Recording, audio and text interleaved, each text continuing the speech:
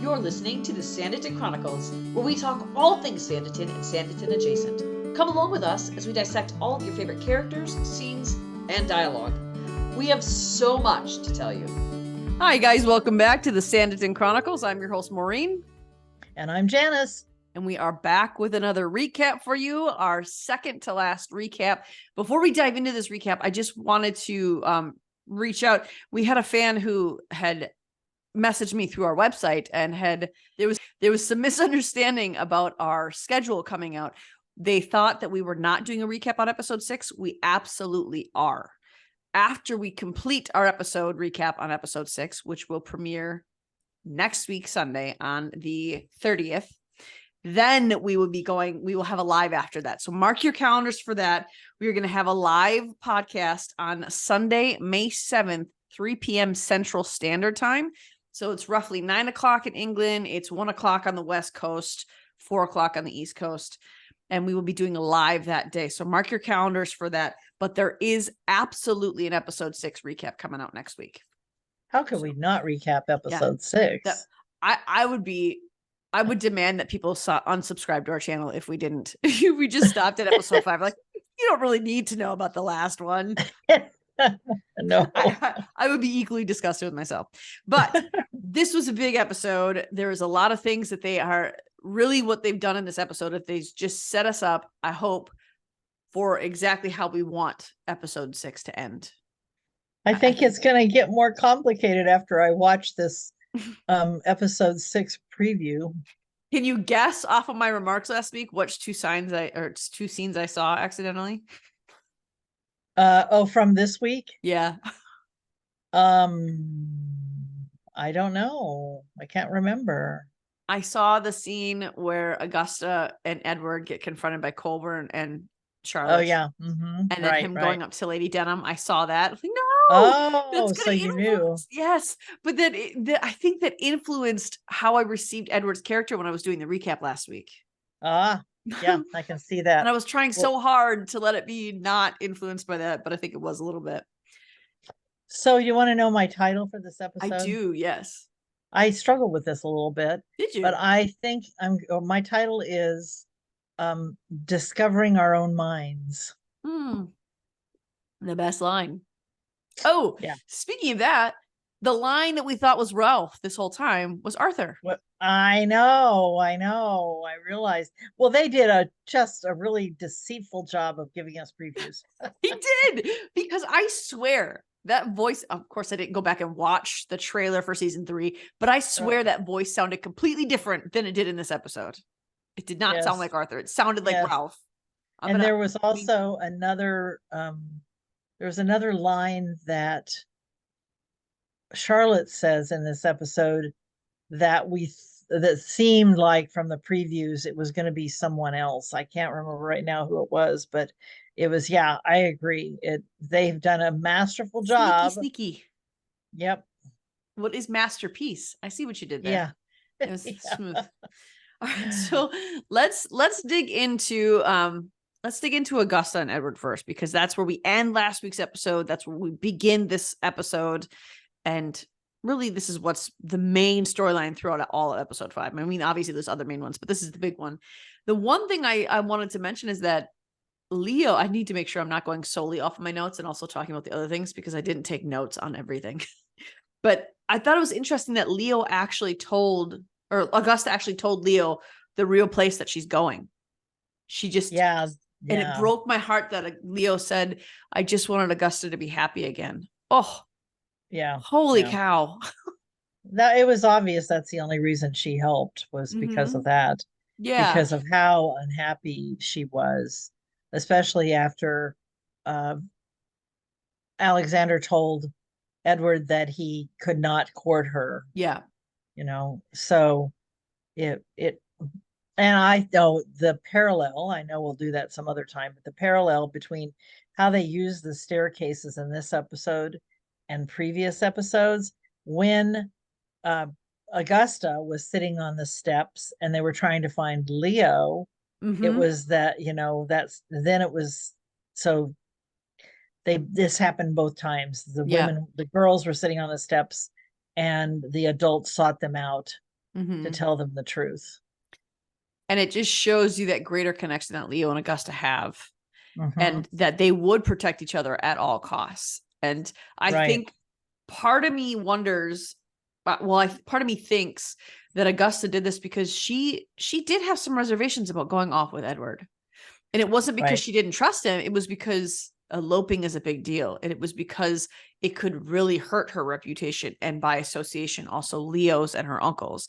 So she did have some reservations going off with Edward. So part of me thinks that, I wonder if she told Leo this, knowing that Leo would have her ultimate best interest in mind, and that she would give Alexander the information so he could find them. But I think her goal there was kind of what happened. Well, he finds us, he's going to see what state we're in, and he's going to have us marry anyway. So, but I think she wanted Alexander to find her. And I think that she wanted him to be at a place where, okay, I'm going to accept that you're married, or that I'm going to accept that you're getting married. But isn't it interesting that what Edward said to her was, when he was writing that letter, which I didn't remember he was left-handed, but anyway, he was writing that letter, and he said that he was asked, telling her uncle that if he wouldn't consent, that they were going to have to go to Scotland to get married. You know, that he said, since you wouldn't consent, we have no other choice to go other than to go to Scotland. I thought, but look up where Falmouth is. It's nowhere near Scotland. I did think that was weird. Direction. It's I didn't know it's the opposite direction, but I knew it wasn't Scotland. Well, if you accept the premise that Sanditon is on the South Shore, which is, down anyway, if it's on the South Shore, then why would you go all the way to Cornwall instead of going straight north to Scotland? It's not logical. Is Falmouth in Cornwall? Yes. Oh, okay. It's towards Cornwall. It might be right on the edge, but it's the wrong direction. I need to look this stuff up. I so blindly just am like, oh yeah, that's got to be this way. They're English. That's how it goes. No.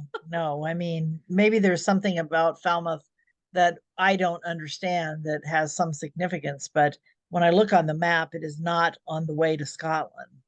Okay. At least it kind of depends on where you accept Sanditon in, and since it's a fictional place, we don't know exactly. I mean, I suppose it could have been further west than like Bristol, but or Brighton. I mean, Brighton, further west than Brighton. Brighton is on the south coast, and it's almost due south of London. Anyway, I'm a geography person. What can I tell you? And I did think that was interesting. I thought it was, the thing I wanted to point out is when they were walking, when they first arrived to this town, when Augusta tells him that she trusts him with her whole heart, he looks genuinely scared. It doesn't look like, there's not a devious thing. There's not like a wicked smile. He looks scared when she says that. Like, yeah. Oh, this whole episode, Jack Fox does a masterful job of transferring to you his state of mind. Yeah. I mean, it is amazing how with just the slightest change in his face, you know what he's thinking. I mean, it is, I'm so impressed with that. Yeah, no matter really. How much we might have disliked Edward. And I do think Edward made me emotional this episode. Yeah. And because despite everything, he ends up coming clean, as it were, with who he really is, and walking away from the opportunity that he had, that he didn't keep up the line of, I love you and all that. I think he actually does love her on some level, but he realizes that he's not the right person for her. And which is the first time we've seen him do something that is redeemable. He's been just slime before this. Absolutely. And now he's actually done something self-sacrificing, which makes me think more of him. Yeah, and that, exactly. And that scene that you referred to where he comes back to Sanditon House and again on the stairs. And again, they use the mirror on the stairs like they did when With the Esther baby and was on Clara. its way. Yeah. You see him talking to Lady Denham, and she goes through all the scenarios that would make sense for him with what happened with him, and it wasn't any of them. And you can see she's shocked in seeing that maybe he really has had a change of heart. And I think the line that he said to her that was true, that was, well, he said a lot of things were true, some of which seem contradictory, but are not actually. And one of the things he said to her was that he's never loved any other person more. Yeah. He still loves himself more, which he says later. He always puts himself first. Which He is said, I definitely love you almost more than anybody else in the world. Yeah. And I think that's really true. But yeah, it is. It's not saying a lot, but it is absolutely true. He loves her more than he's loved any other person beyond himself. And it's the first time we see him actually care for someone that wasn't completely self-serving. Yeah. So he does this thing that is very much self-sacrificing. Yeah. That we have never witnessed before at any point in time. And I think the one thing that confused me, that I struggled, it didn't really confuse me, but I kind of struggled to put it in there, because you could see the whole time he was sort of handling Augusta very carefully. And that was the first indication that, okay, maybe there's an end result here that he desires, but you can tell just by the way he handles her that's differently than anybody else that he does care for her. Even when she took the pen out of his hand, he was like very, very careful to stand up. He was careful to keep a space between them. It was Augusta who leaned up to kiss him, not him to her. And I don't think, some people I think are going to say, well, he's just manipulating her. I don't think he was in this instance. I think he didn't expect to fall for her. I think he thought she would be an easy conquest. And when she proved she wasn't, he started to fall for her. And then so she said, so you do love me, right, Edward? And he said, how can you ask me that? The look on his face is what confused me, because maybe he looked angry because it's the first time he did care for someone and they're questioning it. And maybe that was why, but the look of anger on his face, it confused me for a minute. Well, I understand what you mean, because I think he was torn. I think that look was more about being torn between what his head said and what his heart said. Yeah. And, and she's so innocent and so accepting. And even Esther wasn't that innocent or accepting, and certainly Clara wasn't. I mean, Clara, but she did challenge him, and he did desire to do things for her. And it would have been interesting if the story had gone differently and he had actually courted her. Yeah. Well, if he'd have been allowed to, yeah. Yeah. But I think he's right. He is not the person for her. And I think it's interesting that here's another big tell of how he feels about her. When Alexander and Charlotte come bursting into the room, Augusta is on the bed with pillows surrounding her, in a spot where a human would be. There's a bunch of pillows there, so Edward can't be in the bed with her. And then Edward's over on the couch, fully dressed on the other side of the room. That right there is an example of, and he said, when she said he could have taken my virtue, but he chose not to. That's exactly what it is. And that he said, well, no, they're just too early. No. If you were going to take advantage of the situation for money, you wouldn't have just offered this up to incriminate yourself. Yeah. So it's more than that. But when it wasn't really Charlotte, when Augusta and Alexander are talking, Edward is clearly studying them. And there are two moments that I thought it kind of spurred him into action.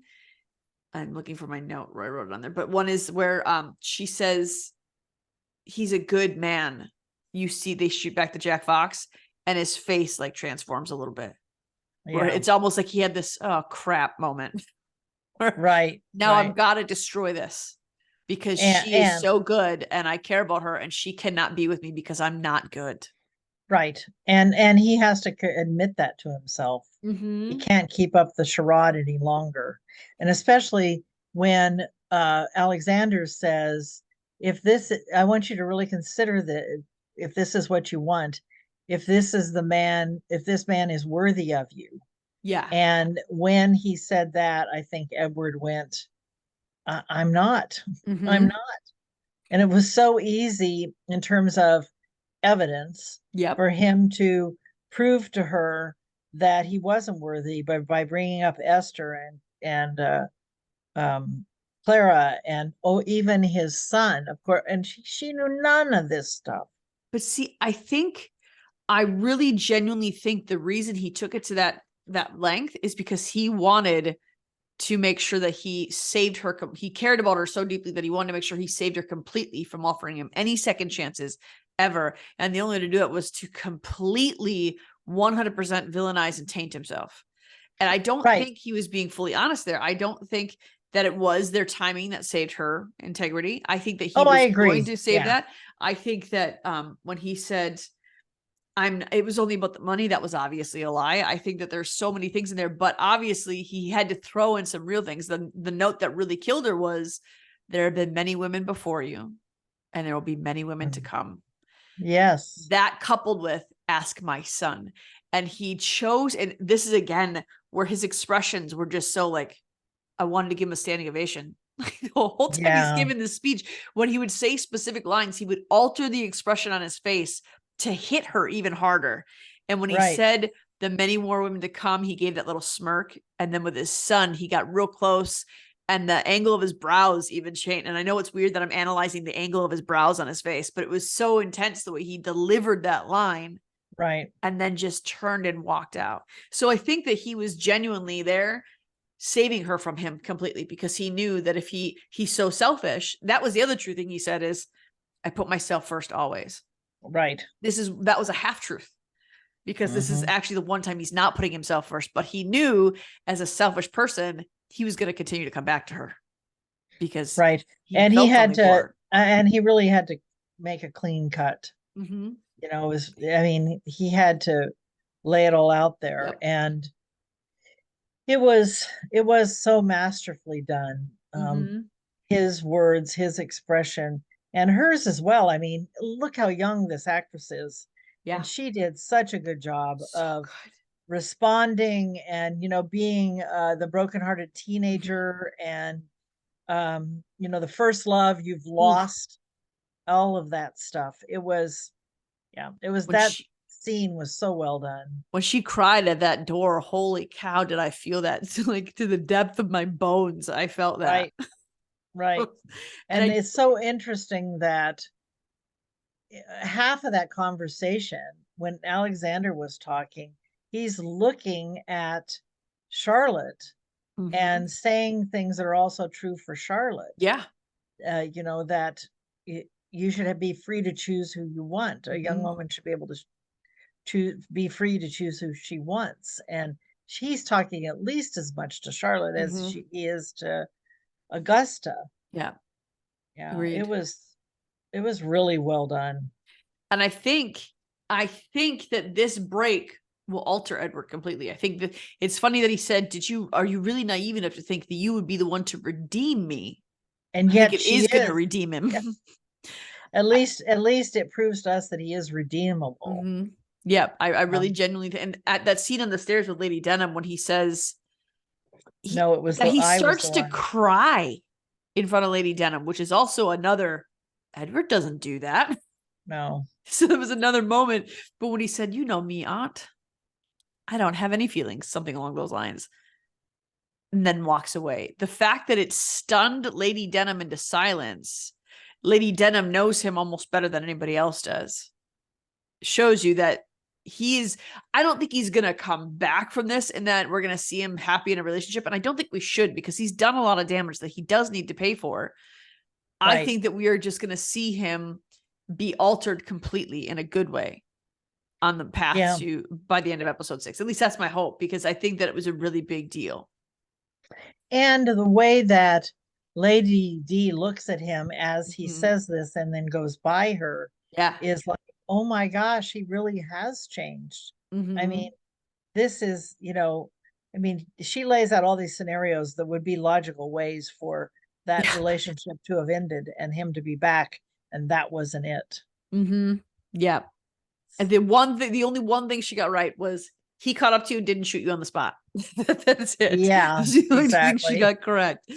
and probably only because he had Miss Haywood with him. Yes. You Who know, because cautioned it would him to have show been, compassion. yeah. I wonder if he was writing, if he was going to, an alternative thing he could have been writing would be to ask for money in lieu of marrying the niece, you No, know. I think he was going to marry her. I don't think he would have actually, because I think there would have been a chance that Colburn would have caught up to him beforehand. So I don't think he would have sent it in time for Alexander to stop them.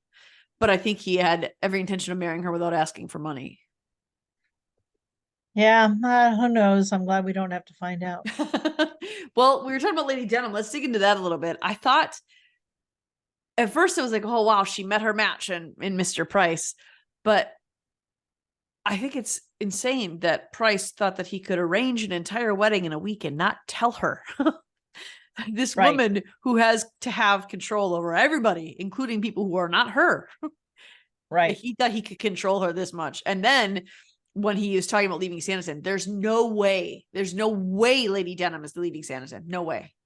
No, that is entirely where her interest and identity is. Yep. That's where she was going to leave her fortune, Mm-hmm. you know, in her will. And so it won't happen. And also just the fact that he comes in and says that, oh, we can make sure they get married to keep him the name from being ruined, and you don't care because it's not going to be your name in another week. Mm-hmm. And of course, that's when she says, and this is one of the great things about being Mrs. Price. And she's like, well, what are the others? And that's when he says, you'll find that out in a week. And she's like, in a week? Yeah. But yeah, I mean, he just like, if he really wanted to get on with her, he should have stopped talking. Because he Absolutely. talked his way right out of the relationship. He doesn't even know it yet. He No. took her carriage. Everything that's yours is mine. Everything that's mine is yours, he But I don't have says. as many grand things as you do. Right. And my former wife had great taste. Oh yeah, this is going to go a long ways with Lady Denham. And I mean, he said some things were true. They don't have time to waste. They're older. And when she says, okay, as long as you don't leave me at the altar again, basically, she did, those weren't the words, but, As and long as he's you like, show up nothing, this time. yeah, and nothing would keep me from being there. Well, It's going to be a she's role one, reversal this time. yeah, she's not going to show up. It'll be interesting how they play this out, but I am certain she is not No. leaving. There's no way. There's no way. So the only way this wedding goes forward is if he agrees to give up, to leave his home as like another house that they would own, and they stay in Sanditon. There's no way that he's going to get her to give up anything.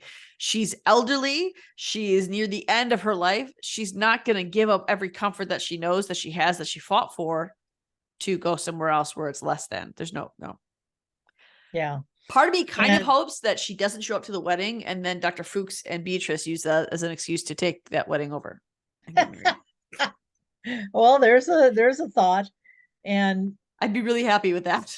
yeah, I think it'll come to an end. And she's one of the people I was mentioning when I said learning your own mind. I think she is learning her own mind. Yeah. Oh, this seemed like such a wonderful fairy tale idea. And no, not so much. That isn't actually what I want. But unless he changes, which seems unlikely.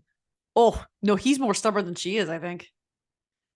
I think that he's more surface level attached to her, and she's more emotionally attached to her title and her things there. So but I don't think he gets that. I think that was really it that happened with them this week, was just the indication that they're not going to get married. But Georgiana had very big storyline this week. Oh, yes. I was really disappointed in her, because it was the first time, well, not the first, but it was a rare instance where she showed just complete callousness for Arthur and Arthur's feelings. And I want to talk about that scene, some things about that scene so we switched to him coming to see her, and she changed her pleading mind with her and this is the same line was used by Price and by um, Arthur, and that was in the cold light of day. Oh, yeah. And, so like, have you come to your senses yet? Is basically, Price was saying, have you changed your mind now in Yeah. the cold light? Well, both of them were about changing mind, but one in Mhm. one direction, one in the other. And I thought it was really, I cannot imagine this happening. So I think they really goofed when they had the Montroses just enter the room. I mean, they would have Mhm. been announced. Yeah. I mean, there was a servant there behind them. Mhm. And so Georgiana, they would have been announced that they were here. That was, I Unless think that, she, as her future mother-in-law, just shoved past the servant to go in there and talk to her. which is Especially, possible. especially if the servant said, Mr. Parker is seeing her now or something like that. She could have just shoved past him like, Or oh no, she's not giving Arthur any occupied. time. Yeah. Because she's Anyway, aware that of Arthur's bothered me. situation. It bothered me that they did that. Mhm. But Just the way she said the line, I don't mean to be insensitive of your feelings, but if you can't do it, why can't I? Like, but that's like saying, no offense, but I'm going to tell you something incredibly offensive. But right. just because you say that doesn't make it true. And no matter how anybody feels about Arthur and Harry, it was a rare callousness from Georgiana to Arthur. Especially towards Arthur. Mm-hmm. But it all she is focused on is what is herself. Yeah. She's focused on what she's having to deal with, all these people wanting her Mm-hmm. money, her being a victim, which definitely sets up the next scene when Yeah. her mother arrives and she treats her so rudely. Mm-hmm. And it turns out to really be her mother. Well, I mean, I sympathize more with that because she's getting letters every day from people claiming to be her relatives. So Right. where I didn't sympathize was she assumed that Mary would put her in a position that publicly with someone who there's a chance might not actually be who she says she is. Right. Like, where's your And faith to in not think Mary? that Mary wouldn't be screening her 1st, Mm-hmm. Yeah. that was, yeah, it was. And that whole conversation, I absolutely love Lydia. I don't want her to marry Mm-hmm. Colburn, but I love her. I do I'd too. like her to marry whoever she should have married. Yep. But I love the lines she sticks in, and when they're there at the Everyone. table. Yeah, and her outfit too. I just loved her Mm-hmm. dress. I was noticing the ribbons along her sleeve. That was so Mhm. pretty. Yeah, it was very flattering. And Mm-hmm. but yeah, when her mother is going on and on about the estate Chalry, I think is the name of it, Mm-hmm. Something like that. and how there's all these rooms, and how she's going to move out into the dowager's cabin. And anyway, it's just like, oh, and then sort of Georgiana picked up on, and I'm so keen to learn everything. Did it seem to you like she was weirdly subservient to Lady Montrose? Yes. Even the way she was sitting, she was angled completely facing Lady Montrose at an extreme angle facing her Away and her from away from Lydia. Lydia. And for her to say, I'm keen to learn everything you have to teach me, and I'll do all this stuff. And Lady Montrose is just waxing poetic on how, well, of course it needs fixing up here. Of course you'll need to do this. Of course I'll be right there. It just, this whole episode, Georgiana felt weirdly subservient to her. So we're seeing an alteration in her character based on what she thinks a duchess should be. And that I is, do think, right. I do think it is true up until a point it's her where mom that she alters it. introduced, right, when she introduces her mom Mhm. formally, and then the conversation that Lady Montrose has with her mother, and she finally stands up and says, Mhm. her mother says, I'm not ashamed I'm of who I am. not right, exactly. And she reiterates that, nor should you be. Mhm. So then she starts to get a real inkling about who Lady Montrose is. And Yeah. then for when they leave, when they offer to take her back to her Oh, lodging and want to pay her off to not to disappear, to the worst oh, part about that is paying her off is a pretty bad thing. That's not even the worst part about it. They have no money. So she was saying, I'll pay you off with your daughter's money. exactly. I know, that's exactly what I thought too. I mean, she has no money to spend, so how is she going to pay her off with her own money? I can be She very isn't generous when I want to be with with other somebody people's else's things. money. Oh, she is Oh, Creepsville. I she mean, was she's just really bad. irritating before, but now she is just up the ante in this episode to where I just want to backhand her. She even said when they were leaving there that she is, how did she word it when she was talking to Lydia on the street? Something about how she's a backwater person who just found out about the money that she had and came here to claim it. That's exactly what you did. Oh, exactly. Yeah. You made a list of the money people had in town, chose the one who had the most, and then threw your son at her. And she just talked about all that pretty openly when Yes. they were at dinner. I mean, that was just so bizarre. And I did think that that was maybe like, because she hasn't been that crass in this entire season 3. But this episode, she openly talked about things that are really uncouth to talk about in public. And I was a yep. little surprised that that was the direction they had her take. I also think that it was really strange that they had this conversation in a public place. I mean, you know, that they were meeting together. Oh, I just don't think that would have happened then. I think they would have had it Are you at, talking about the tea or are you talking about after the dinner? I'm talking at the tea. Okay. I think because the dinner wasn't in a public place. It was at the Parker's home. I think But their they went, conversation at tea was fine because they were just talking about the house and her responsibilities and what she'd have to do. When they were on the street, she was just talking to Lydia about it.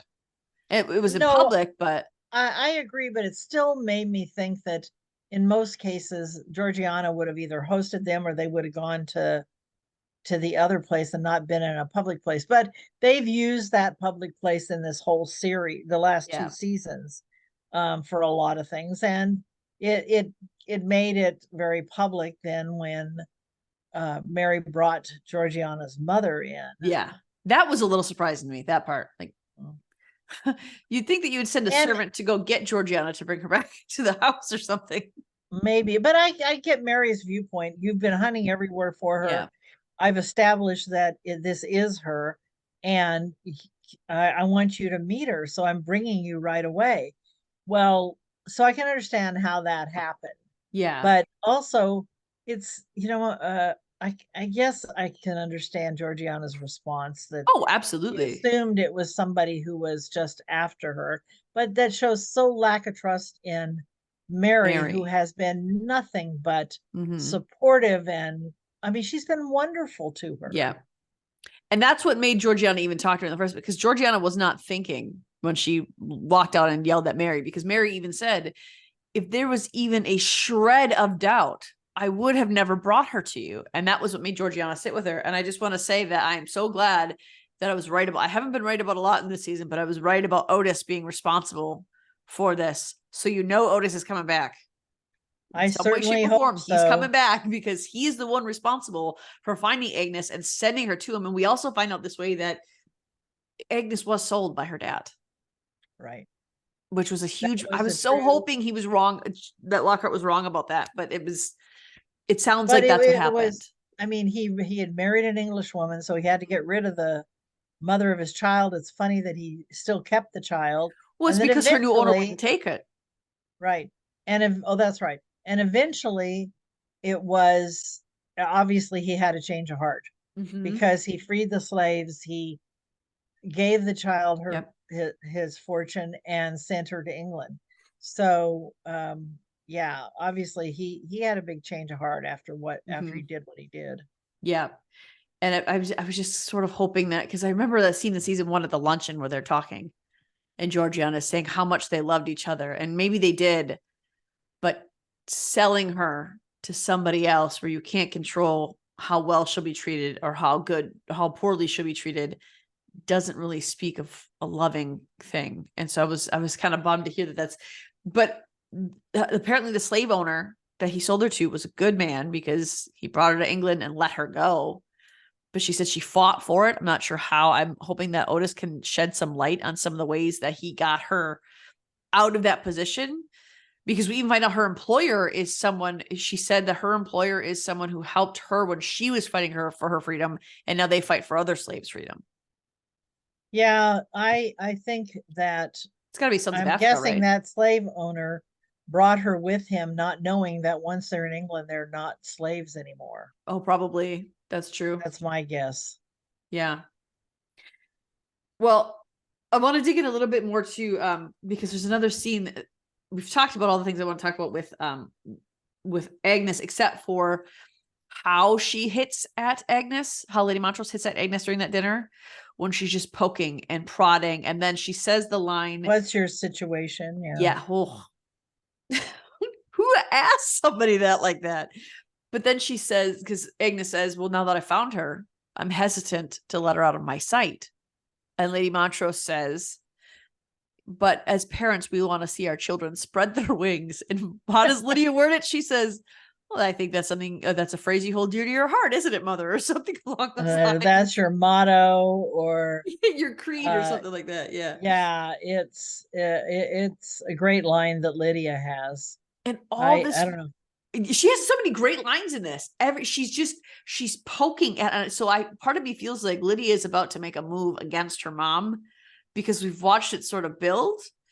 And in this episode, it's been nothing. Even when they were sitting down and Lady Montrose Agnes asks her about being married. And she says, well, if it were up to me, I would already be married. And that she threw that in there was kind of like, whoa, that was the most direct attack on your mom you've had yet. And it's not the first time she said it. Just the first time in company. Oh, maybe that's true. Because the last time she said it, it was just her. I don't even think Harry was there. It was just her and her mom after Harry had left the room, I think, last time. Yeah. So it's really sad. But then you also see how Lydia has to sort of protect Harry this whole episode. Oh, she's trying. It's almost like she's trying to draw the heat off of him. And when Arthur says, I found this interesting that when Arthur said that they all look radiant, Lydia immediately looks to her mom because Arthur's the one saying it and is clearly staring at Harry. And Lydia is gauging every step of her mom's reactions in this. And this is another way where both Harry and Georgiana show a complete lack of regard for Arthur and his character, because what they're suggesting is not something Arthur would ever agree to. That's not who Arthur is. That's not who he's ever been. Arthur has always been a good and decent man he doesn't want to do things that are hurtful or anything like that, but that they wanted to hide him away. They were willing to keep him under lock and key so that Harry could be pleased and Georgiana could do whatever she wants. While Arthur will be suffering under this. And you guys couldn't care less because it got you what you wanted. Yeah. Yeah. And Arthur has always been very honest. I mean, we see that at the beginning of the last, I forget what episode, the one where the singer comes. Yeah. And that's when Harry recognizes how honest Arthur has. And now, because out of his own desires, he kind of forgets what an honest person he is. Yep. You know, it's sort of like you want to say you wish in some ways that Harry had never come into Arthur's life, because Arthur could continue to have lived not realizing what his feelings were for this other man. Which is still the whole relationship they built into this series has more to do with 2022 or 3 than it has to do with 1820. Not that those things didn't take place then, they just weren't talked about. Exactly. So Lady Montrose is just a despicable. She's the well, this is here what Lydia says. Lady Montrose says, after you were saying that, when Miss Harmon says that now that she's found her, she is reluctant to let her out of her sight. And Lady Montrose says, and yet it's so important to let our children spread their wings. And Lydia says, that is very much your credo, isn't it, Mother? She has both of her adult children totally under her control. Well, she thinks she does. Yeah. The other thing that Lydia says that I thought was really poignant is when Agnes was asking Georgiana about, well, surely you love him, because she was saying, well, what else is there about marriage? It's about advantageous wealth. It's about position. It's about gaining. And then Lydia says, and surely love should be a part of that, Mother. Yeah. Exactly. And that's when Agnes is very concerned. And Agnes is also the first one to notice that Mary is getting sick. Nobody else at the table noticed. Right. It was the newcomer who doesn't know any of these people and doesn't know how they normally are, looked at Mary and said, "Are you all right?" And nobody else caught on to anything. Yeah, of course she was right next to her, but Yes. But I mean, yeah, I agree. I get it. people were Yeah. right across from her. And the other thing too is that when Agnes asked, "Well, do you love him?" And she says, "Well, of course." And Agnes says, "Well, then you have my blessing." The irritation on Lady Montrose's face when Agnes gave her blessing, like it was almost as if she thought, "Who are you to give any agreeing to anything?" And the truth of the matter is, if Harry and Arthur? or no, Georgiana? if Georgiana, sorry, senior moment there. If they were to marry, she would always be looking down her nose at Georgiana. Yeah. And once Harry had control of the money, she would have control of the money. And she wouldn't have to play nice anymore at all. No. And she would be who she truly is, and which is a miserable, greedy, backstabbing person. And that house that she says, "I'll just be in the Dowager Cottage," she would ensure that Georgiana kept it the way she wanted it, upkept it the way she wanted it, made no improvements beyond what she wanted for the house. And you know that she would stay in that house much longer because, well, you need my help. You need my guidance. And Harry believes me. Right. So Georgiana would be hounded by this woman constantly. This would be the worst thing that could happen, really, for Georgiana. Absolutely. But she really, she doesn't seem to realize that. She's naive enough to think that all that marriage is getting a title. And that's not it. It's even then, when it was a business arrangement, you still had certain responsibilities in a marriage. Certainly as the woman, to bear a child and create an heir. Yeah. You're going to have to touch him at some point. You're going to have to be close. But is Lady Montrose going to be happy with she says, and as soon as you're ready, we'll present you at court. Well, that day would never come. Oh, I think it would, because it gives her more prestige. But I think that because of how England was with the slave trade, I think that's what she said, "When you're ready," because she would go through all the proper channels to get the improvement. And as a duchess and a duke, they would have more sway in the royal court for approving that. And plus she has the money to back it. Yeah. I think it was probably unheard of. But again, all of my association with the way Black lives are treated is the American version. So my instinct is to say she would never, but in America, she would never. I don't know if that was really as rigid in England. We had a lot of people in our comments from England who gave us more of a complete history of that. And so based off of those comments, I think it probably was more acceptable, though still not common, for that to happen. At least acceptable if there was money involved. Exactly. I think if there's no money, there's no way. But when you think about the history, like even Princess Diana, the Spencers, they had a big infusion of money from an American heiress. And so they have a lot of relatives actually in the US because of that. And that was what kept them going as a family, was the money from this heiress, much like the story of Downton Abbey. I mean, it's much like this. So as long as there's money, then yes, that would make it would make her more acceptable. But you have to have the money. Yeah, exactly. And I think that she would certainly, because even in the toast, she said, "And may you soon have a son." Oh, yeah. So she wants the prestige, because also having a grandson, having a male heir was also a sign of prestige, which is insane to me. Like, how does that make you a better person for birthing a son? It's not like anybody has any control over that, but well, it is what it was. It was a sign of prestige. It ensures that her line, and that she would continue to have somebody to support her. It's anyway. I think Lady Montrose's ideal situation would be for Georgiana to die in childbirth, giving birth to a son.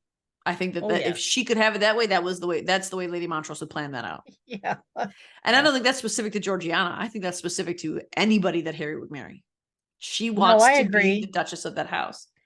Yeah. I don't like her at all anymore. Like, she amused me. I don't like her at all after this episode. I agree. And then when she talks about the fact, when Charlotte arrives and she says, "Do I gather Miss Haywood is returned in Mr. Colburn's carriage?" Not your business, No. lady. Yeah, but at least they have that conversation that makes Ralph realize that Yeah. Charlotte hasn't made a choice about who Mhm. she's marrying. Yeah.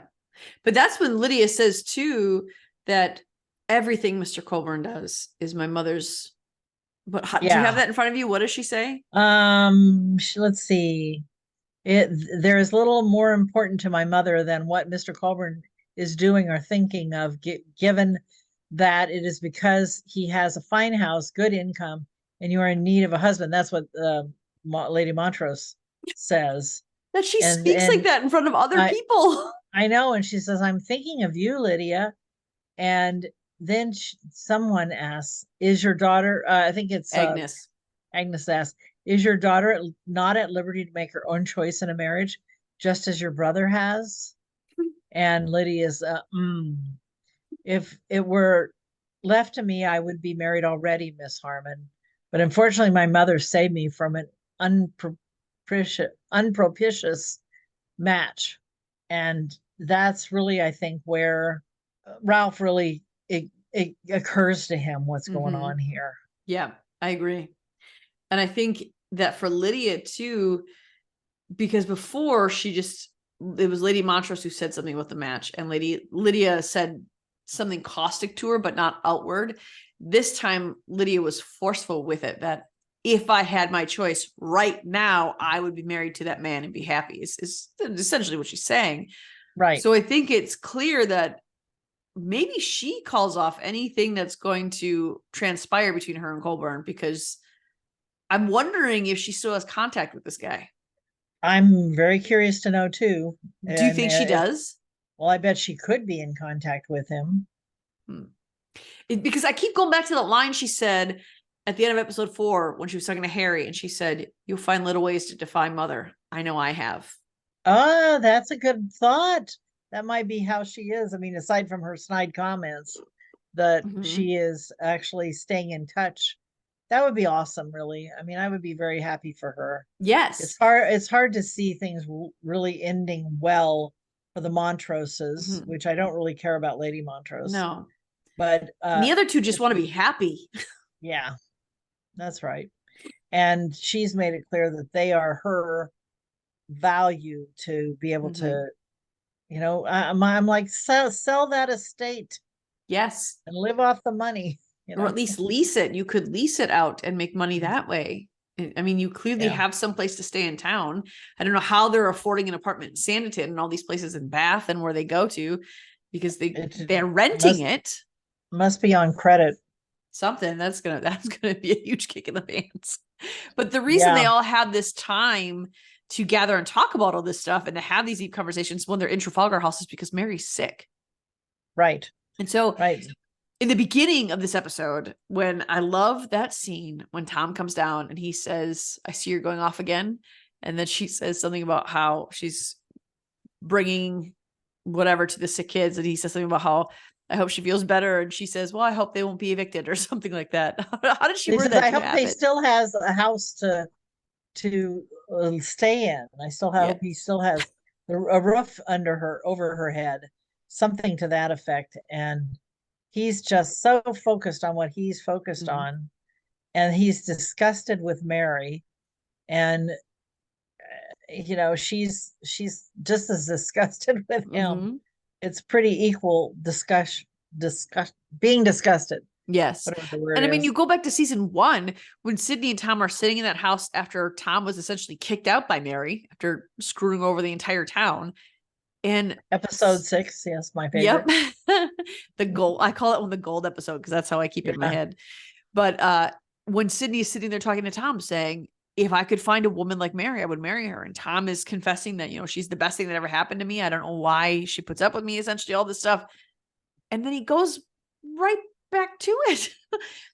And this is what he loved about Mary. And she even says to him, because she finds that they sent an eviction notice already to all these people. And Mary has to go back and say, "You're no longer the man that I married. I don't know right. who you are. It's wrong what you're doing." And I have to say that Fiery Mary is my favorite Mary. Oh my yeah. gosh. Like I was getting so riled up when she's yelling at Tom in like a good way. Like I wanted to fight right with her. I wanted to be like, yeah, and just be in the scene and just yelling, yeah, at Tom, because it was so good. And when Kate did a great job, and certainly in this scene, when she just screams, it is wrong. It just flew out of her like a fire. It was so good. And it was so powerful how she handled that scene. And she's like, I keep hoping you'll do yes. what's right, And she says that more than once in this episode. Yes, yeah. And then she goes to take some fresh fruit and everything to little Dora, and then she finds out that they've already been given an eviction notice. Right after she says, I hope they won't have their house sold out from under them. And of course and he had to have done it before that even. Oh yeah, yeah. I don't really understand, were they buying up the properties? They didn't own that land.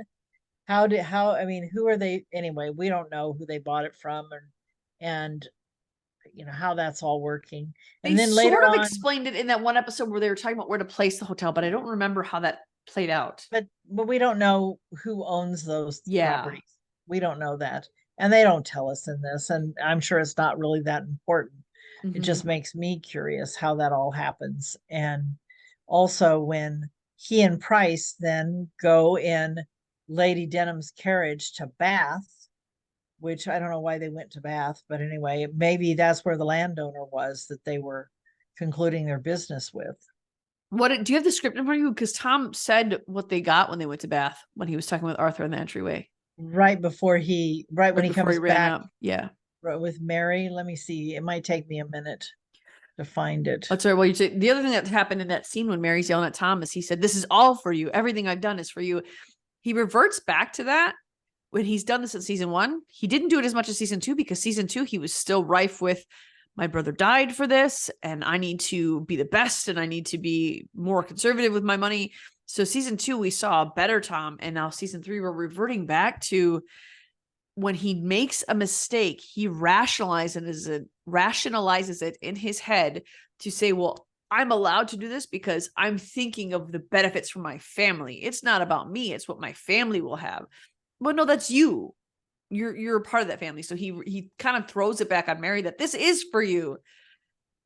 And Mary hits it right on the head. She says, we have a responsibility. You are the heads of that town. Your responsibility is to care for the people in it. Well, and also you notice when he comes in from where he's been, he feels so successful and he's twirling that baton or his walking stick, which goes way he's back. Such a dandy. And showman, a showman like he was at the regatta. It's the same thing. Okay, then I gotta go back further. Mary faints, and then the very next time we see anything at Trafalgar House is Tom. Oh, here it is. Finally, I was looking in the wrong spot. Okay, it says Arthur says, Tom, at last. And then Tom says, I know, I am fearfully late for dinner, but it was worth it. No, Mr. Price and Mr. Price and I have finally secured all the investment we need for our hotel, which is obviously what they were doing in Bath. Never mind that. You need to come upstairs at once. It's Mary. She's gravely ill.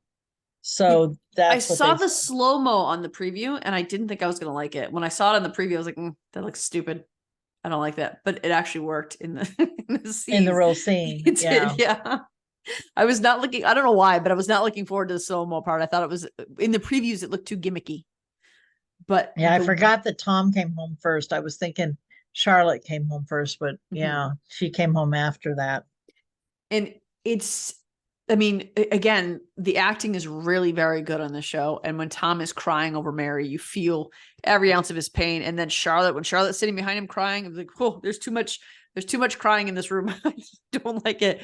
But of course, with Tom, when he strays from his moral ground, when he goes back on the crap that he pulls, it takes a very strong response or a very strong action from Mary to knock him back into place. Season 1, it was Mary chastising him and telling him, didn't she say in season 1, you're not the man who I married?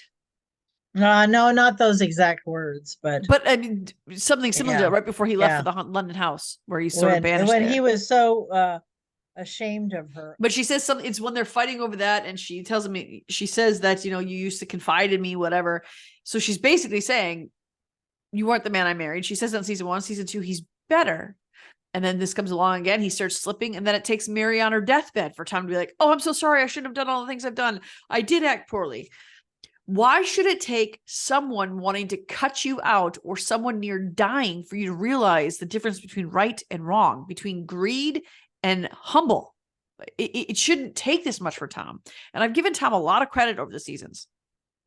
I really think that Mary makes him better. But when he has these other voices in his ear, first season was himself. Second season was almost purely Mary in his ear. And that's why he was good. But for whatever reason, he cuts out what's good in season 3. And he listens to these other voices. He gets so obsessed on whatever his idea is, whatever his success project is. And then he is just, that's his only focus. And it doesn't matter what anyone else is saying at that point, Mm-hmm. Yeah. So hopefully he'll be redeemed next week. And he could. Mary's not going to die, right? Oh, she can't die. No. I'm going to be furious if they kill Mary's character. If Lady Denham came back from her deathbed, surely that's right. Mary will. That's right. It's just a trifling cold. She's going to rise like a phoenix from the ashes, that Mary. The child survived. So, obviously it was some kind of illness, but I think she'll survive. And Dr. Fuchs is he's not exactly helpful, but no. What did he do? He said there's nothing else I can do. Well, what did you do in the first place? Yeah, exactly. It doesn't seem like you did a whole lot. So I do think that Mary is going to survive, and hopefully, of course, we're not continuing beyond next episode, so we're not going to see, but hopefully this causes Tom to get his head out of his butt. And I don't think Lady Denham is going to marry Price. So Price is going to leave town. So he's not going to have that other money grubber in his ear. So maybe he'll have all that. Right. And Lady Denham really cares about Sanditon. She does. And so I think that Tom, seeing what happens with Mary, maybe Lady Denham will relate it to herself and she'll be convinced to move the hotel to a different area, because that's the only thing that can save Tom at this point, is moving the hotel to a different area. So they've got to have that done in season 6 or episode 6. There is a lot left to do in the last. I know there is. They're going to have like some time jumps. You don't mean season 6, you mean episode 6. Episode 6. Yes, that's what I mean. In my head, it goes on for multiple seasons. So now I was thinking, I can also, one other thing, I can also see definitely why, when he was asked that Justin Young said the characters he would like to continue with were Leonora. Thank you. Leonora and Augusta. I should have just stuck with Leo. But anyway, yeah, I can definitely see it. Yep. Yeah, because we need to figure out what's going to happen with Augusta and even Edward next episode. There is so much that has to be done. And maybe is there any word that it's going to be a longer episode than normal? Or is it just going to be they have been longer this year than they were. But it's not going to be like a 2-hour episode, is it? No, it's like 5 minutes longer or 10 minutes longer. Well, that's a bummer. No. Yeah, we could use the 2-hour one. That would have been a nice goodbye, I think. Most series do that when it's the finale. I can't say for sure that I know that it's not, but I would be very surprised. I would too. I would be thankful, but I would be surprised. And especially after some of the preview I saw, I really think it is going to be, there's so much to do. Mm-hmm. And I know that we've been promised by both people who have seen all of the season 3 and by the writers and by Paula Byrne that we are all going to be happy with the results. So now that we know that we're all going to be happy, which is a tall order, by the way, I'm pretty sure that they're going to do a lot of things. But one thing that we want to see something more of is Sam and Lady Susan. Absolutely. Now, Lady Susan sought him out in this episode. Right, to check on things. Check on Augusta, which I think she did want to, but I think she genuinely misses Sam when he's not around her too. Oh, I agree too. He's one of the reasons she's still there. Mm-hmm. Yeah. And the line that said when she says, the one good thing to come out of this is that Charlotte and Alexander will be cooped up together. And maybe now they'll finally realize that they're made for each other. And Sam says, but denial is also a powerful thing. Yeah. So I don't know, do you think he was talking about himself, or do you think he was talking about Lady Susan right then? Because clearly he wasn't talking about Alexander and Charlotte. Not the way he was looking at Susan. I don't know. I think he was talking about everyone. Yeah, but do you think that included him and Susan? Well, yeah, because he has been in this place of denial that he didn't need anyone. That's true. That's why I think he's talking about her. Okay. You know, that makes sense. Yeah. And oh, by the way, there is a podcast interview with Mary Parker, Kate Ashford Field. Have you seen that? I haven't, no. Yeah, and I've listened to about half of it, and then I got interrupted and couldn't finish, but that will be the next thing on my agenda to listen to it. Okay. So, and there's a quiz. You can take a season 3 quiz. Ooh. And it says, which Sanditon character are you? And you make these little choices. And I took it, and I'm Charlotte. I think I was also Charlotte, but we're going to need to take that when we do our live episode, or when we do the YouTube comments. We'll take it on air with everybody and see what they all Sounds good. But with Lady Susan and Sam, he invites her to stay for dinner. And I love that it's a simple thing that's by candlelight in the kitchen. I think we have this, and Lady Susan points it out, we have this grand view of her. And this is the first time where I question, where did her money come from? Because we learn a lot of her background, don't we? Of course, she wasn't always Lady de Clement, so maybe Lady Worcester was different. Maybe. But she says she did not come from a wealthy family, and that she ended up marrying her husband, and basically by eloping with him away from her family against her family's wishes. And so he had no money, and he was also not a kind man. And then he died when she was 30, and she was left with no money. But she's clearly wealthy. Where did all of her money come from? It can't just be from being the king's favorite, because she has houses, she has wealth, she has standing, she has jewels, she has so many things. I mean, of course, the king can lavish that on somebody, but do we know if she has houses? I mean, she stays places. They talked about it a little bit in season 1, but maybe they didn't carry a lot of that over when they thought about this storyline. It doesn't seem like they kept a lot of things from Lady Susan other than that she had a relationship with the king. Jane Austen wrote a book, which was really a series of letters called, it was Lady Susan Vernon, I think was the name of it. And of course I had to read it because my maiden name was Vernon, right? And she would constantly go and basically live with one family member or another, or friends. And that character did. Okay. The main character, this Lady Susan Vernon. Anyway, and so it's entirely possible that this was the case with Lady de Clement, that she did receive some money from the king for adorning his arm, and that she was often moved, was staying with people, friends and stuff. We don't really know. I'm interested. I hope they play that out more. Yeah. Because in the preview for next week, Sam says to Charlotte, I guess you've heard Lady Susan will not be staying. Oh, I haven't seen that preview. Was that one I cheated on? I don't know. I swear I thought that was in the preview. Well, maybe it is. I just haven't seen that preview. The only preview I saw was with the brothers talking. So I don't know. I don't know if I saw that. I just came out this morning, as far as I know. Oh, then I have not seen it. Well, I think it would be interesting to play out more detail for background, because we've gotten a lot of Sams this season, even without, and that's one thing I like about how they write this, is we got a lot of Sams without them just saying it. Like they've had, yes, it has been said, but it's been acted out. It's been seen. It's been visualized. So we got a lot of it from that. We've never had really any for Lady Susan.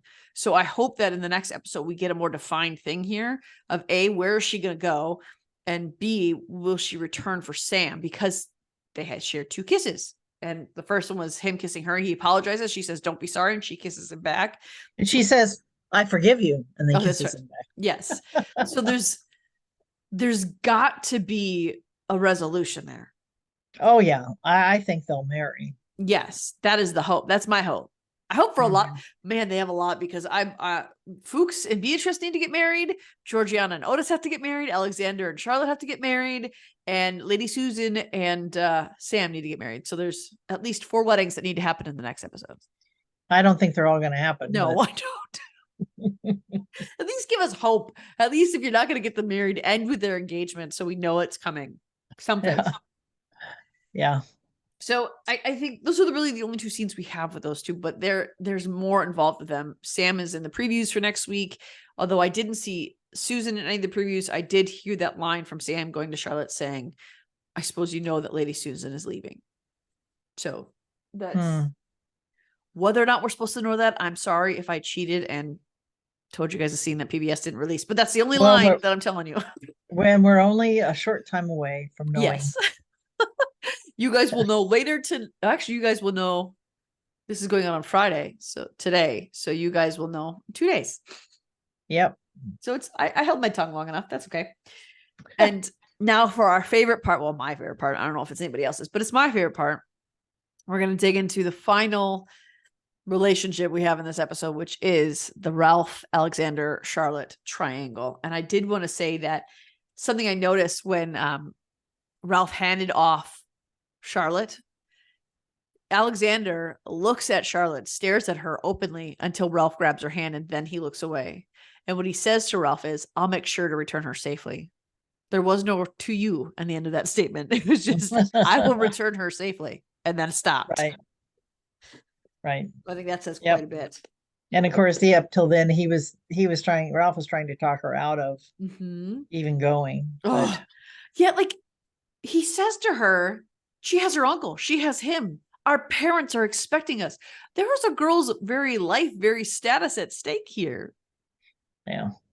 And I get why Ralph is doing it, because he's insecure and he can feel her slipping, but it doesn't make me any less irritated that he's doing this.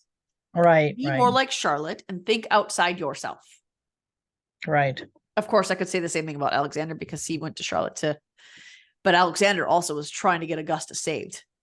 Right. He wasn't going there. It just was a happy coincidence that it was Charlotte. He wasn't going there to be like, haha, I'm going to have Charlotte with me and we're going to fall in love and be married. It was, I'm fearful of Augusta and I need you because she listens to you. So he was still thinking outside himself. Right. Yeah. And it was just Alexander and Charlotte in the carriage. Samuel did not go. So it was just the 2 of them. And you said you were waiting for that scene? Oh yeah. And she starts off saying, we've been traveling all night and you should get some rest. And he's like, my mind's racing about what I could have done to have prevented this. And I of course, these are the Cliff Note versions. And then she says, it won't do. What good will it do to dwell on that? Yep. No good will come of it. And he finally says, what is it I could have done differently? And that's when she said that it is thought that young women don't know their own mind, but no matter how unworthy he may be, what she's feeling is love for him. Mm-hmm. Her feelings are real. Yeah. And just for some reason, she doesn't say society, but she says it's thought that young women don't know their own mind and then they have to have decisions made for them, choices made for them by their fathers or uncles. So she's speaking of herself. She's speaking of Augusta. She's speaking of Alexander. And well, she outright said, just as my father did for me. So she basically tells Alexander, I didn't choose Ralph. My dad did. Right.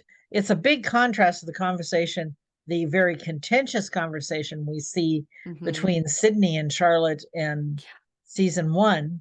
But of course, so many things are different in this relationship. And he sought her out to take him with her, where Charlotte showed up trying to make things better because she had contributed to the problem. And this is, Alexander also confessed his love to her already, too. Right. And that's different. Right. Yeah, that's right. And she talks about the fact that she needs to take part of the blame. because she encouraged her to follow her heart. Of course, she didn't know it was about Edward Denham, or she would not have said those things.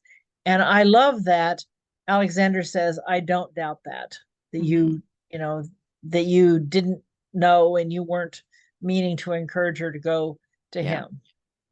She even further goes on to say that the reason I told her that is the idea of her being in a loveless marriage is something that I wouldn't, she started to say that I wouldn't want for myself, but then she said, she stopped herself, she cut herself off and said it was more than I could bear. Exactly. And Alex, again, I just want to say real quick that Alexander is very Darcy this whole scene. When Darcy is with Elizabeth and he's talking about it's, especially when he finds out Lydia's gone. Would that I could have helped you. Would that I would have told you sooner who he was, that I should have done this. I should have done this. This is all my fault. It was very Darcy. Even the silence and the tone with which he delivers his lines is very Darcy. Yeah. Sorry, keep going. Yeah. No, I agree. And so, I mean, so I love him for not like being angry with her. And she's declaring his love to him. She's, aside of outright saying it, she's declaring her love for him. Well, I mean, angry about what she had said to, to Augusta, that she had encouraged her, not knowing who it was she was encouraging her to. And then I love when they get, I think that's the gist of what happens in the carriage. But then when they get to and she basically says, oh, the other thing she says is, what you could have done was listen to her and help encourage her to the right decision for herself instead of making the decision for her. That was a really powerful line. It was. And obviously it plays out in the scene where they get to the hotel, to the Crown, and they confront them. Yeah. Because he has a completely different attitude than he would have had otherwise. Absolutely. And, when they're first walking into town and they're talking about how they're going to find her, and he says something along the lines of, we need to find her before she's ruined. I was a little irritated at Charlotte's response for her to say, she will not be ruined. Yes, she will.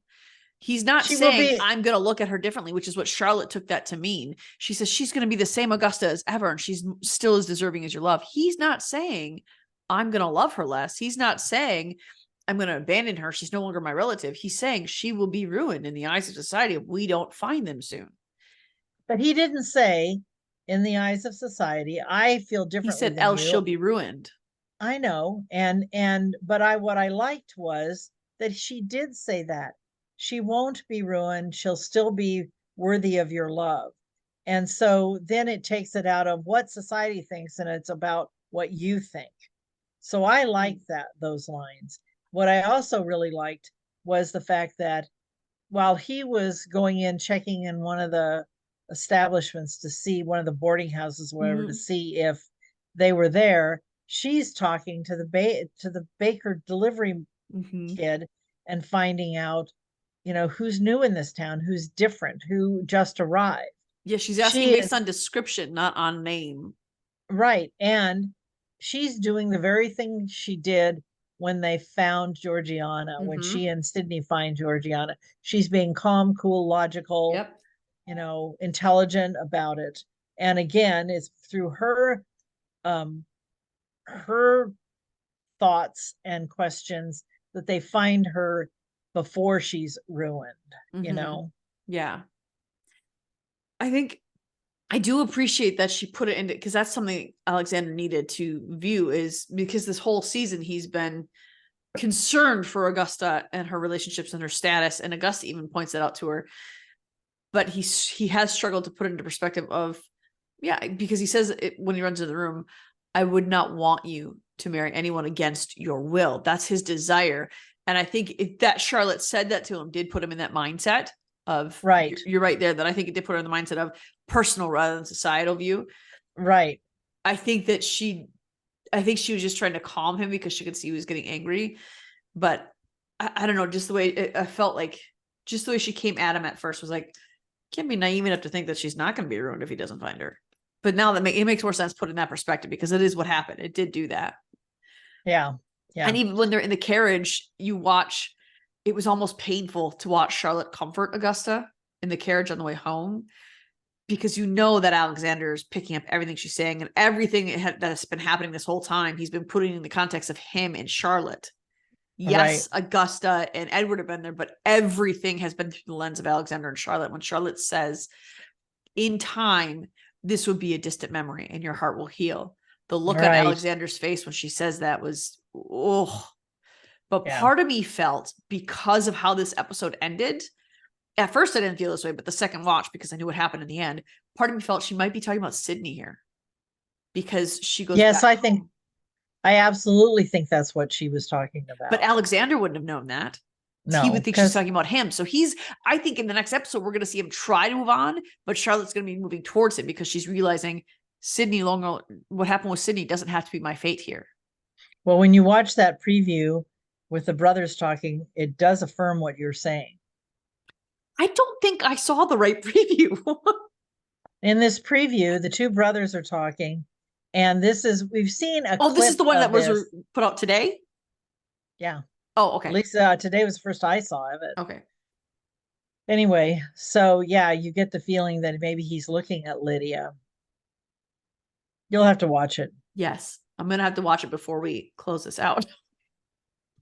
I think, okay. I'm wondering if maybe what I saw were scenes that I was not supposed to see, and I didn't actually see a preview though. Whoops. Oh, yeah, that could be. I don't know. But the other thing that I noticed was, I remember we were talking last week about how, I still have to find that article for you, where Ben Lloyd Hughes where Justin was talking about how if Ben could say it with a look rather than a word, he was asking to do that. I still have to find that for you. But that is so clear and so evident in this episode this week, when they get out of the carriage, they arrive at Trafalgar House, and he's just staring at her, and his expression physically changes, and it's almost like he starts breathing different at a certain point while he's just staring at her. So that silence and that heated gaze and that handhold, it was way more powerful than dialogue would have been in that moment. I think it was such a tangible moment for us as viewers that we were, well, at least for me, I was just sucked right into that moment. And I was on the edge of my seat thinking, something's got to break right here. Something's going to give, something's got to happen. And it was so palpable what was going on right there. And I thought it was a really powerful scene with no dialogue. Yeah, definitely. I have a feeling this scene wasn't from PBS. I don't know. Anyway, here it is. I just found it. Is it on PBS? Yeah. Okay, good. Yeah, it is. Yeah. You have to look Colburn Brothers. You have to put in Colburn Brothers, because there's also a preview with Charlotte that I haven't watched yet. Okay, we'll watch it before the end. And I think too that they're both saying different things with that look. I think that while Charlotte was believing that, she was talking about Sydney, I think she was still unsure how she could get out of Ralph. So I almost felt like when she grabbed his hand, it was almost like she was taking a moment to log his features and saying goodbye to him, because I think she thought she had to. But I think Colburn might have been feeling the opposite. Like he was just, because he even started to smile a little bit at the end of it before she let go of his hand. Mm-hmm. So it was almost like they were fighting to say opposite things. And then when Ralph comes up, the first time I saw it, I thought, okay, there's no way he didn't see that. He's been a creeper watching it. But I think the second time I watched it, I think he comes up after, like he almost like as the carriage is pulling away. Yeah. Well, I want to back up a minute to that scene, because I think they were both struggling not to kiss. Oh yeah, for sure. And so I think she had already made up her mind that she was going to find a way to break up with Ralph, which I didn't think before this episode. So go on to the episode where they do meet. Yeah, I agree with that though, because I think that she had made up her mind to not go through with her engagement with Ralph, but I don't think she saw a way to do it just then. And I think that part of gave her the opening then. Yeah. And I think part of her regret there was she had been watching him with Lydia, and Lydia had been saying these things to her. So I think she was thinking, well, my time has passed. He's going to be with her. I still cannot marry Ralph because I love Alexander. But I think part of her kind of felt like it was passing. And then when they go inside, it was the first time since the very first episode where I was like, okay, Ralph isn't a bad guy. They go inside. Was that scene inside? I thought they were still on the street.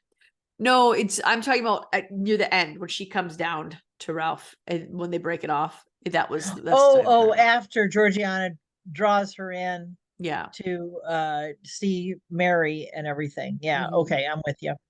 But I forgot about the conversation on the street. That's all right. I wanted to jump to the good part, Janice. You want the meat of it. I get it. But the thing on the scene too is very telling, because that was part of the reason why the end scene with Ralph and Charlotte was so pivotal, because it explained why he was very possessive in most of the season, from episode 2 to episode 4, and even the beginning of episode 5. He was very possessive of her.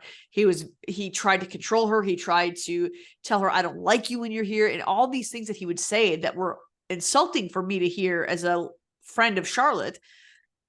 This made it clear, because he said to her, she said, what are you doing up at this late hour? And he said, I've been walking the streets. I feared you would not come back to me. Right. And that's what has based his entire character post that scene in episode 1. And he finds right after he says that, then Georgiana opens the door, calls at Charlotte, brings her in to Mary. Does he meet Agnes first? And I think Charlotte and Agnes, they're going to get along so well. Oh yeah, they're very similar people. Yes. I mean, yeah, and I love when she says, I've been praying for this, that you would find each other. And I think Agnes was sort of hoping, well, I wish this would have been the response from your mother-in-law. Yeah. But instead it's Charlotte. But that's who Charlotte is. Charlotte is a friend to all people, whether they're kind or wicked. She's kindness itself. And so for Ralph, I think that scene that we talked about earlier that kind of hit it to him, that she was in love with Charlotte or Colburn, that's what it is. When she comes back down, you could tell that Charlotte was still trying to find a way to amicably, tactfully break this engagement, because she did not want to go through with it. And so I was really impressed with Ralph in this scene, and I have not been impressed with him beyond when he gave her the Keats book. That was the last time I was impressed with him. That's right. And how did he say it? He said, you did not choose me, did you? Right. That's exactly what he says. I did not choose you. And then he says that he reiterates what she already said to Alexander. He says, our parents planned this before we were out of the cradle, essentially. When we were kids, our parents planned this together. And so I appreciated Charlotte too, because she was honest, and she said, I do care for you, Ralph. I always will, but it's familial. It's not romantic.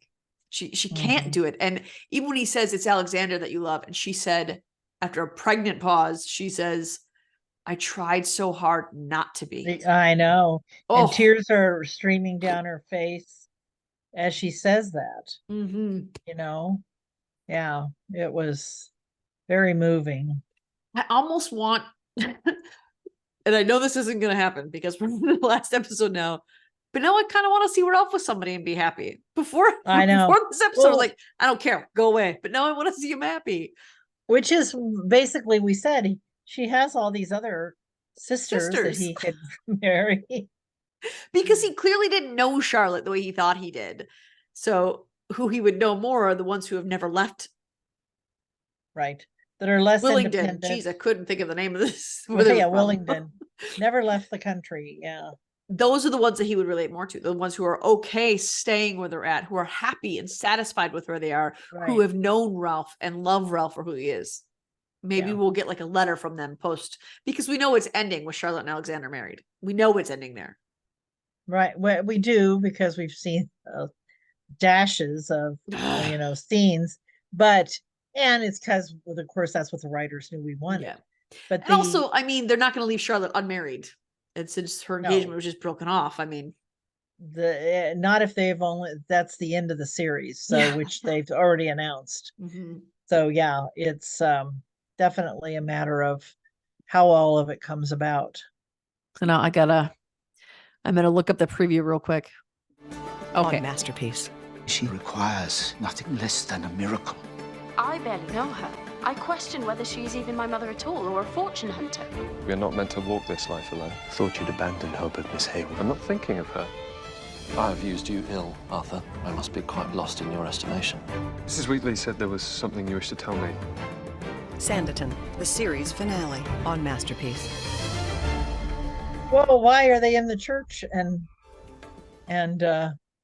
why are they in the church? Is that somebody else's wedding? Well, we did theorize that Lady Denham was not going to show up. So maybe it's her wedding that they've all shown up for, and she's maybe she does show. I don't think she will though. This is the other. Did you see this scene? This is the different one. No, I haven't. Again now. As a matter of fact, that is what I wish to discuss with Mr. Colburn. I'm afraid Mr. Colburn is out riding this morning.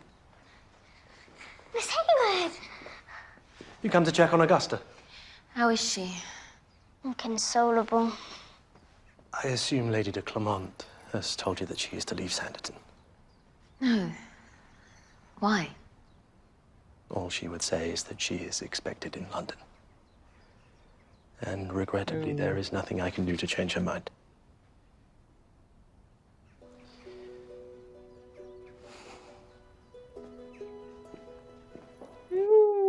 May I pass on a message to Mr. Colburn, Miss Hayward?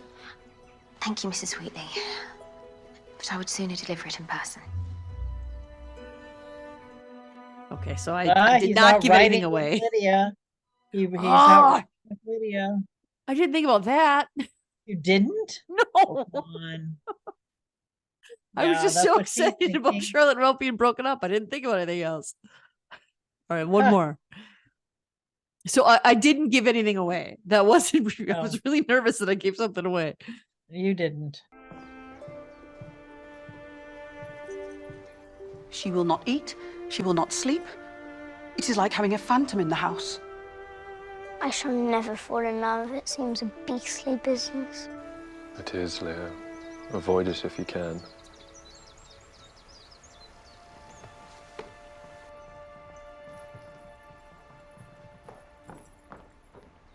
What do I say to Augusta?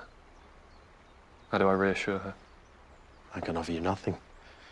Fear at that age, I was more often the cause of such suffering than the victim. Oh, but now, of course, those days are long behind you. They may yet be. Strange as it sounds, I've lately found my thoughts turning to marriage. She must be a remarkable woman to have tamed your wayward heart. She is astounding. I'm glad for you, Sam. I am. I'm increasingly of the belief that we're not meant to walk this life alone. If recent events have proved anything, it's that Leo and Augusta are in need of a mother. Thought you'd abandon hope of Miss Hayward. I'm not thinking of her.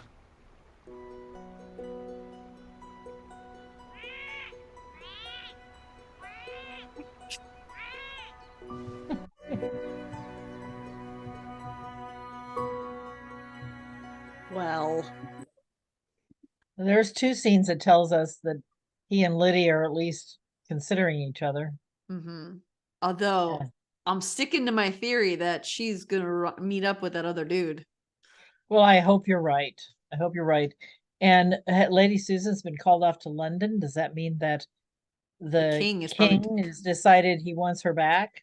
I would assume so. I mean, what else would she be called back to London for?